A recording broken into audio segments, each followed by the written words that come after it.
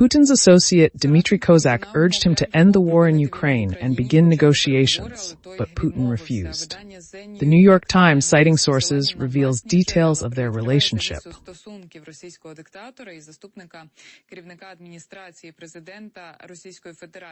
According to Kremlin insiders, 66-year-old Dmitry Kozak has lost most of his responsibilities, which were transferred to Sergei Kiriyenko. Dmitry Kozak disappointed Putin by privately stating the invasion of Ukraine was a mistake and that he had advised against it, according to Kremlin insiders and a Western contact.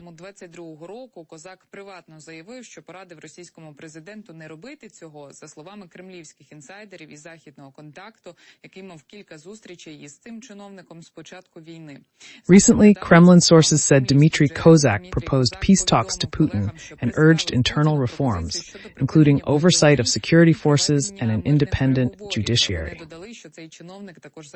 Російського диктатора провести внутрішні реформи, включаючи передачу потужних російських силових структур під нагляд уряду і створення незалежної судової системи. Probably, Vladimir Putin could have lost his temper at the words of an independent judiciary, as these ideas are unacceptable to him.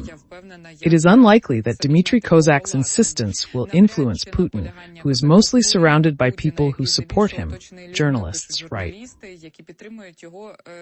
These people support Putin's hardline stance on Ukraine, but it reflects frustration within the Moscow elite over his refusal to compromise and the growing power of the security services. Dmitry Kozak is the only senior official in Putin's circle who openly disagrees with the war, though not publicly.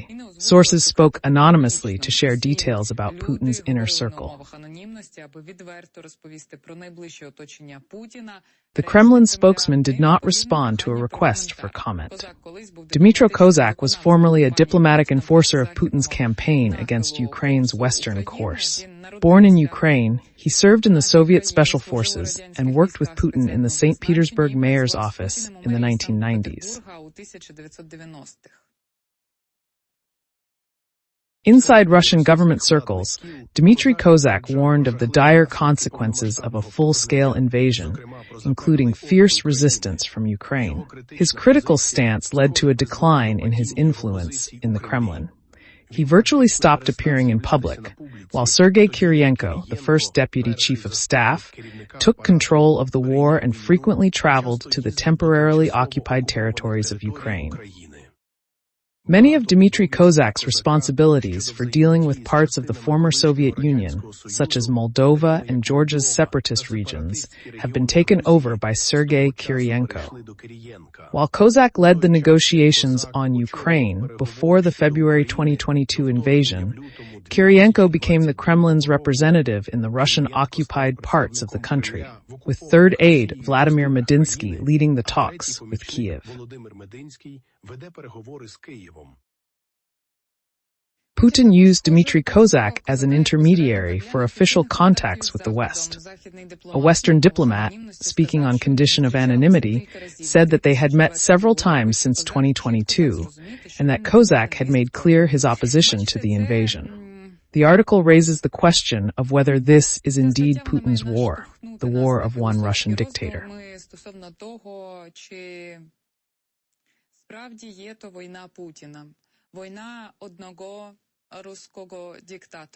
Perhaps there are adequate or partially adequate people among the Russian authorities who do not agree with the war, strategically assess the situation, and understand that it will not end positively for the Russian Federation, but they have no real influence and prefer to do nothing.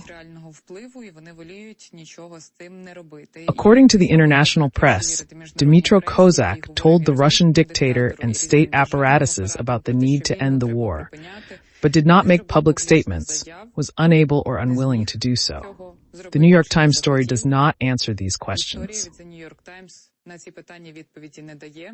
Anyone who is silent about the Russian-Ukrainian war, or supports it, or is in Europe and says that Ukrainians should stop shelling the territory of the Kursk region, as Yulia Navalnaya did, albeit in a non-wordy way, is equally involved in the crimes that the Russian Federation and Russians are committing against Ukraine.